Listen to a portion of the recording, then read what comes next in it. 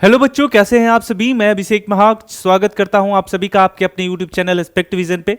बच्चों, समय अब आपके पास ज़्यादा है नहीं और मैं बात कर रहा हूं उन बच्चों के बारे में जो 2026 में यूपी सीनेट का एग्जाम देने वाले हैं।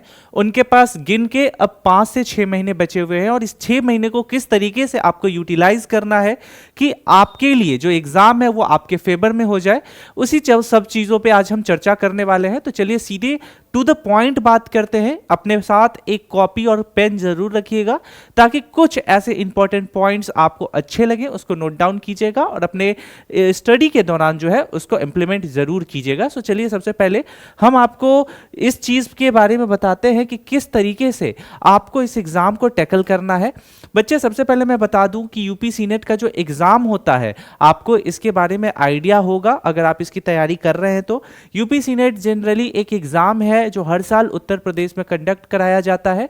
इस एग्जाम के माध्यम से बच्चे एंट्रेंस एग्जाम देते हैं बीएससी नर्सिंग डिग्री कोर्सेज के लिए, जो कि 4 साल का डिग्री कोर्स होता है और इस कोर्स के करने के बाद अपनी करियर जो है वो शुरुआत कर सकते हैं नर्सिंग के फील्ड में। सो ये इसका एग्जाम होता है। ओवरव्यू अगर बात करूं तो इस एग्जाम का जो है आपका 11th एंड 12th लेवल पे एग्जाम होता है और इसका जो पूछे जाने वाला सवाल है, अभी तक इसमें निगेटिव मार्किंग तो 2025 में भी देखने को नहीं मिलता है। पहले थे लेकिन ये जो सिस्टम है ये चेंज कर दिया गया तो इसमें निगेटिव मार्किंग नहीं है। अब बात करें कि ओवरव्यू की कैसे करें, कि इसको कैसे डील करना है। तो सबसे पहले ये जो एग्जाम है इसको समझ लीजिए आप। आपको इस एग्जाम को जो कंडक्ट करता है बच्चों वो है एवीबीएमयू यानी अटल बिहारी वाजपेयी मेडिकल यूनिवर्सिटी उत्तर प्रदेश। ये इस एग्जाम को कंडक्ट करता है, ठीक है। ये आपका लखनऊ में सिचुएटेड है। कोर्स जो है ये आपके जो है BSc nursing, post basic nursing और एमएससी नर्सिंग के लिए है। ये एंट्रेंस एग्जाम होता है। मोड ऑफ एग्जाम जो होता है इसका आपको ऑफलाइन होता है। और अगर टोटल नंबर ऑफ क्वेश्चन और मार्क्स की बात करें तो इस डेटा को जरा आपको स्किप कर देना है क्योंकि आपको मैं ऑफिशियली डेटा पे लेके चलता हूं जहां पे मैं आपको बताने वाला हूं, ठीक है। तो यहां पे हम चलेंगे और सबसे पहले ये ऑफिशियली देख लीजिए। इस पे हमने पहले भी चर्चा किया है और इस पे हम अभी एक बार फिर से आपको अच्छे से दिखा देते हैं। यहां पे आप जैसे ही सर्च करोगे एवीबीएमयू, आपके सामने जो है ये ऑफिशियल साइट खुल करके आ जाएगा। उसके बाद बच्चे आपको जो है इसको स्क्रॉल करना है, ठीक है। अभी ये फिलहाल 25 वाला आपके सामने शो करेगा। उसके बाद फिर ये जो है आपको 26 के लिए अपग्रेडेड दिखेगा। ये आप देखो सीनेट में चले जाना, इंफॉर्मेशन बुलेटिन में चले जाना, पेज नंबर 14 जैसे ही इसको स्क्रॉल करोगे सीधे आपको चले जाना है पेज नंबर 14 पे। वहां पे आपको प्रॉपर जो सिलेबस है वो अच्छे से डिस्कस किया गया है। ये आपको ज्यादा ऑथेंटिक आपको यहां पे इंफॉर्मेशन मिलेगा। देखिए page number 14 examination point of view की बात करें तो ये आपका टोटल नंबर ऑफ क्वेश्चन 120 पूछता है।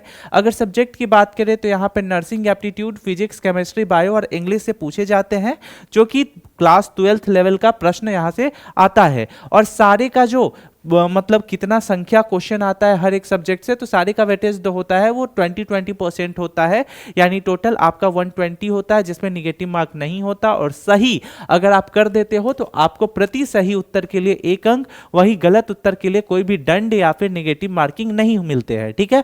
ये आपके लिए बढ़िया है। सवाल यहाँ पे ये आता है कि सब्जेक्ट सर आपने बता दिया लेकिन सब्जेक्ट में आपने बोला कि 20% आता है, तो ऐसा क्या है कि 20% आता है। तो देखिए 20% मैंने इसलिए आपको दिखाया कि ये आपके ऑफिशियली जो इंफॉर्मेशन बुलेटिन है वहां पे मेंशन है। बट यहां पे जनरली अगर क्वेश्चन को आप अच्छे से बनाओगे या प्रीवियस ईयर क्वेश्चन को देखोगे तो यहां पे बायो से प्रश्न ज्यादा पूछा जाता है। इसलिए पूछा जाता है क्योंकि ये नर्सिंग का एग्जाम है, ठीक है। तो आपको नॉलेज यहां पे ज्यादा होना चाहिए। सो यहां पे ये मेरा बनाया हुआ कुछ ऐसा स्कोर है, ठीक है, कि कहां से कितना प्रश्न पूछा जाता है। ये थोड़ा बहुत जो है वैरी कर सकता है, तो इसको अगर आप साइड मान के चलो तो मैं आपको बताता हूं कि कौन सा परसेंटेज कैसे पूछता है। सबसे ज्यादा आपसे बायो से प्रश्न पूछे जाते हैं। आफ्टर ऑल उसके बाद केमिस्ट्री और फिजिक्स से प्रश्न तो पूछे ही जाते हैं, लेकिन केमिस्ट्री से जो प्रश्न है वो ऐसा प्रश्न होता है कि अगर आप 12th लेवल का या 11th 12th दोनों लेवल का एनसीईआरटी पढ़ लेते हो तो आसानी से स्ट्रेट फॉरवर्ड क्वेश्चन आता है। फिजिक्स से कुछ न्यूमेरिकल्स से रिलेटेड या फिर इस तरीके से आ सकते हैं। यहां पे सारा का सारा सब्जेक्ट मेंशन है कि किस सब्जेक्ट में आपको कौन से टॉपिक पे जो है वो फोकस करना है, तो इसको अच्छे से देख लीजिएगा। वही अगर नर्सिंग एप्टीट्यूड या जीके की बात करें तो इसमें आपको नर्सिंग से रिलेटेड, हेल्थ साइंस से रिलेटेड, हाइजीन से रिलेटेड या गवर्नमेंट स्कीम से रिलेटेड प्रश्न देखने को मिल जाते हैं। इन सारी चीजों को जब अच्छे से आप समझ लेते हो बच्चों, तो फिर सवाल यहां यह आता है कि सर अब अपने आप को जो है ये तैयार कैसे करना है। तो कम समय में सबसे ज्यादा जरूरी होता है एग्जाम को समझना, क्योंकि एग्जाम अच्छे से समझ जाओगे तो परफॉर्मेंस अच्छा हो जाता है। अब मोस्ट इंपॉर्टेंट चैप्टर आपको अच्छे से समझना है। सबसे पहली चीज कि मोस्ट इंपॉर्टेंट चैप्टर जब आप अच्छे से समझ जाओगे तो बायो में आपके सामने मैं जो है ये शो कराता हूं और शो करा के थोड़ा सा साइड हो जाऊंगा। आफ्टर ऑल आपको इसको स्क्रीनशॉट ले लेना है। स्क्रीनशॉट लेने से ये बेनिफिट होगा कि जब आप पढ़ने बैठोगे ना तो एक बार इन सारी टॉपिक्स को अच्छे से देख लेना, ताकि मैं अभी साइड हो रहा हूं, इसका स्क्रीनशॉट ले लीजिए। आफ्टर ऑल जब आप पढ़ने बैठोगे तो आपके माइंड में ये आ जाएगा कि बायो में क्या है, फिजिक्स में क्या है, केमिस्ट्री में क्या है, इंग्लिश या नर्सिंग एप्टीट्यूड में क्या है। तो ये सारे टॉपिक्स पे हमने पहले भी चर्चा किया है। ये बेसिकली सारे टॉपिक्स को कंपाइल्ड करके मैं एक वीडियो प्रेजेंट कर रहा हूं, क्योंकि कम समय में कैसे आपको तैयारी करनी है। तो इन सारी चीजों को आपको जो है स्क्रीनशॉट लेके रखना है पढ़ने के दौरान, ठीक है। इसको यूज कीजिएगा। सवाल यहां पे यह आता है कि सर हमारे पास समय कम है नहीं, क्योंकि हर साल एग्जाम जो होता है आपका जून जुलाई के लगभग में हो जाता है, अगस्त के लगभग जो है रिजल्ट और काउंसलिंग की प्रक्रिया आरंभ हो जाती है। तो अगर मैं बात करूं तो अभी दिसंबर अपना है, दिसंबर है, उसके बाद फिर नए साल का जनवरी फरवरी से लेकर के प्रॉपर मई जून आप मान के सकते हो, या फिर ये दिसंबर से भी आप कंटिन्यू कर सकते हो, नो इशू, क्योंकि अभी अपना नवंबर कंटिन्यू हो रहा है, दिसंबर अभी स्टार्टिंग नहीं हुआ है। तो यहां से आप देख सकते हो कि सबसे पहले आपको एनसीईआरटी को फोकस करना है, क्योंकि एनसीईआरटी नो डाउट इसके लिए आपका प्रॉपर जो है गेम चेंजर रहता है। तो 11th का बेसिक और 12th का जो है ये दोनों आपको पढ़ना है हर रोज।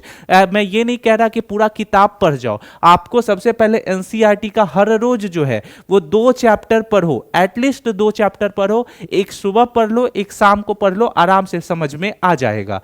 जब इन सारी चीजों को कर लेते हो तो फिर सेम आप 12th के साथ करो। एंड आफ्टर ऑल फिर जब इन सारी चीजों को अच्छे से कंप्लीट कर लीजिएगा तो इसको रिवीजन भी कीजिएगा, क्योंकि रिवीजन बहुत ज्यादा जरूरी हो जाता है। अब सवाल आता है मॉक टेस्ट। तो मॉक टेस्ट जो है, आप अगर अभी आपके पास समय है तो आप एक काम कर सकते हो कि हफ्ते में 2 मॉक टेस्ट लगा सकते हो 100-100 क्वेश्चन का। तो ये कोशिश करो। कहां से मॉक टेस्ट लगाओगे वो मैं बता दूंगा आपको, डोंट वरी। उसके बाद पिछले 5 साल का प्रीवियस ईयर आप सॉल्व कर सकते हैं, ये भी मैं आपको प्रॉपर बता दूंगा, ठीक है। तो इन सारी चीजों को आपको फॉलो करना है। अब यहां पे सिंपल वर्ड में है कि टॉपर्स टिप्स क्या होनी चाहिए, स्ट्रैटेजी क्या होनी चाहिए।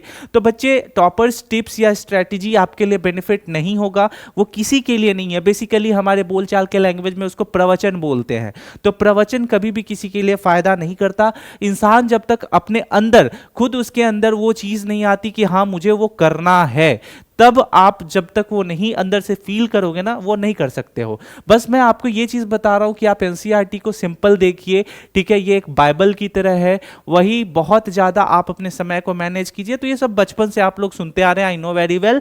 तो सिंपल सी बातें मैं बोल रहा हूं, एनसीईआरटी पढ़ो और वीक में आपको जो है वो मॉक टेस्ट लगा देना है। अब मॉक टेस्ट तो मैंने बोल दिया, कहां से लगाओगे, कैसे लगाओगे, तो उसके लिए भी मैं आपको बताने वाला हूं फ्री प्लेटफॉर्म एंड रिसोर्सेज। लेकिन उससे पहले ये चीज देख लो कि मोस्ट पीवाई की टॉपिक जो है, यानी प्रीवियस ईयर टॉपिक्स जो प्रश्न पूछे जाते हैं वो यहां से आपके पूछे जाते हैं, ठीक है। जैसे कि अगर मैं बात करूं तो प्रॉपर अगर बायो भी है इसमें आपका, इसमें फिजिक्स भी है, इसमें आपका केमिस्ट्री भी है, तो प्रॉपर इन सारी चीजों को आप देख लीजिएगा। ये सबसे ज्यादा इंपॉर्टेंट होता है। जब आप मॉक टेस्ट लगाइएगा तो वहां पे देखिएगा कि प्रीवियस ईयर क्वेश्चन कौन से चैप्टर्स से ज्यादा पूछे जा रहे हैं, उस चैप्टर्स को पढ़ के जाइएगा। अब सवाल यह है कि सर आप मॉक और प्रीवियस ईयर बोल रहे हो तो कैसे लगाएंगे। तो उसके लिए बच्चे आपके पास जो है ना बहुत सारा ऑफिशियल वेबसाइट है। जैसे मैं बात करूं तो AVBMU का ऑफिशियल साइट है, वहां पे आपको प्रीवियस ईयर मिल जाएंगे। उसके बाद आप जो है फ्री मॉक टेस्ट जो है आप एनटीए के साइट पे जाकर के डायरेक्ट निकाल सकते हैं। फ्री आपका ई पाठशाला करके एक ऐप आता है जो कि इंडियन गवर्नमेंट का है, वहां से निकाल सकते हैं। या फिर आप सीधे एनसीईआरटी में एक चीज होता है कि चैप्टर खत्म होता है तो प्रीवियस उसका जो क्वेश्चन बनाना होता है कि इस चैप्टर में आपने क्या पढ़ा, वहां से आप बना सकते हैं। तो ये सारे सोर्सेस आपके लिए यूजफुल थे। अब सवाल ये आ जाता है कि यूपी सीनेट में अभी से तैयारी क्यों करें। तो बच्चे तैयारी आपको इसलिए अभी से करना है क्योंकि इसके एडमिशन में जब काउंसलिंग होता है ना तो पसीने छूट जाते हैं, और काउंसलिंग स्पेशल स्ट्रे राउंड तक हुआ है इस बार 2025 में, लेकिन स्पेशल स्ट्रे राउंड में भी बच्चों को सीट नहीं मिल पाई है गवर्नमेंट की। वही जिनके पास पैसा है फिर प्राइवेट में जाइए, लेकिन प्राइवेट में जाके फिर जहां पे आपको 1 लाख तक के खर्च में हो जाएगा वहां 10 लाख क्यों खर्च करना है। ये सारी चीजें आपके ऊपर है कि आप कितना मेहनत करते हो। मेहनत करोगे नो डाउट डेफिनेटली आपको वो चीज मिलेगा।